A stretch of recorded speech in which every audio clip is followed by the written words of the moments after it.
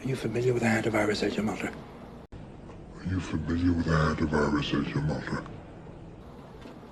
Yeah, it was a deadly virus spread by field mice in the southwestern United States several years ago.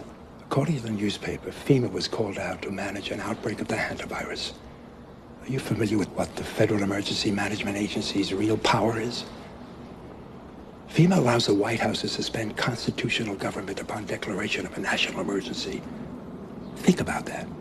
What is an agency with such broad sweeping power doing managing a small viral outbreak in suburban Texas? What is an agency with such broad sweeping power doing managing a small viral outbreak in suburban Texas? At least 7 passengers who were on that ship and departed before the outbreak was fully understood are now back here in these 5 states: Virginia, Georgia, Texas, Arizona, and California. The World Health Organization confirming 5 of the 8 suspected cases have tested positive.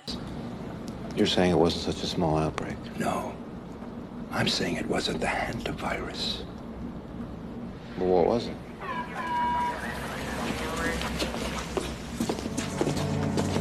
What was it? When we were young men in the military, your father and I were recruited for a project. They told us it was biological warfare, a virus. What killed those men? What killed them, I won't even write about. We have no context for what killed those men, or any appreciation of the scale at which it'll be unleashed in the future.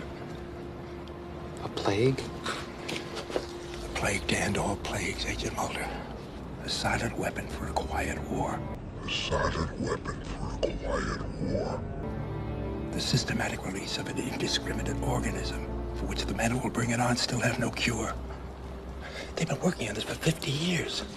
While the rest of the world have been fighting crooks and commies, these men have been secretly negotiating a planned Armageddon. Negotiating with whom? I think you know. Responsible many into the hands of the self-disciplined, responsible, and worthy few. In order to implement this objective, it was necessary to create, secure, and apply new weapons which, as it turned out, were a class of weapons so subtle and sophisticated in their principle of operation and public appearance as to earn for themselves the name silent weapons. In conclusion, the objective of economic research, as conducted by the magnates of capital, banking, and the industries of commodities, goods, and services, is the establishment of an economy which is totally predictable and manipulatable. In order to achieve a totally predictable economy, the low-class elements of society must be brought under total control, i.e., must be housebroken, trained, and assigned a yoke and long-term social duties from a very early age, before they have an opportunity to question the propriety of the matter. One of the things they told me was that he was at the house one night, and we were talking, and he started laughing. He said, "Aaron, what do you think women's liberation was about?" And I said, I had pretty conventional thinking about it at that point. I said, I think it's about women having the right to work, getting equal pay with men, just like they won the right to vote, you know? And he started to laugh. He said, "You're an idiot." And I said, "Why am I an idiot?" He said, let me tell you what that was about. We, the Rockefellers, funded that. We, the Rockefellers, funded that. We funded women's lib, you know?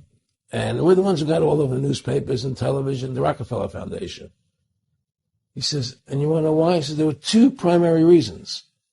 And they were, one reason was we couldn't tax half the population before women's lib.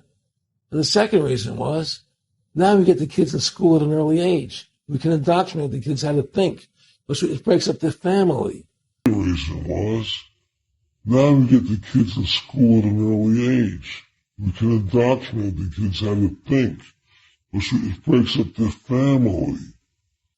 The kids start looking at the state as the family, as the school, as the officials, as their family, not as the parents teaching them. And so those are the 2 primary reasons for women's lib, which I thought up to that point was a noble thing.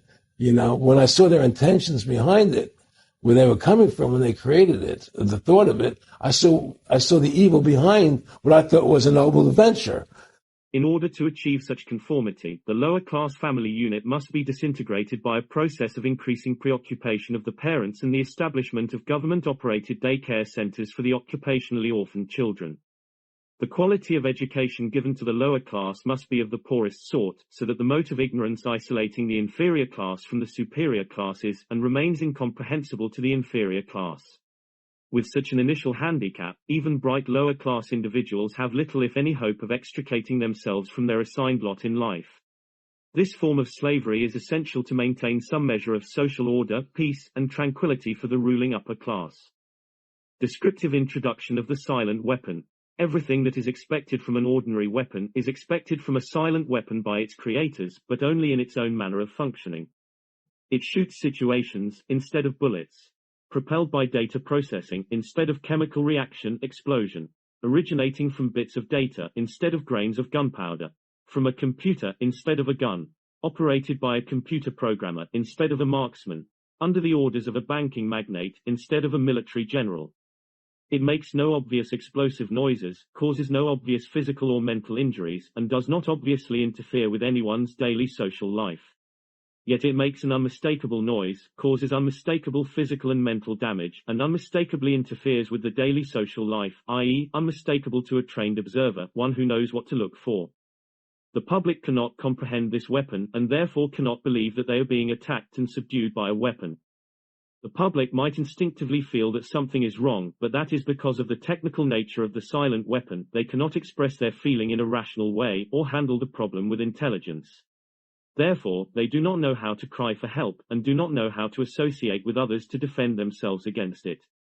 When a silent weapon is applied gradually, the public adjusts, adapts to its presence and learns to tolerate its encroachment on their lives until the pressure, psychological via economic, becomes too great and they crack up. Therefore, the silent weapon is a type of biological warfare. It attacks the vitality, options, and mobility of the individuals of a society by knowing, understanding, manipulating, and attacking their sources of natural and social energy, and their physical, mental, and emotional strengths and weaknesses.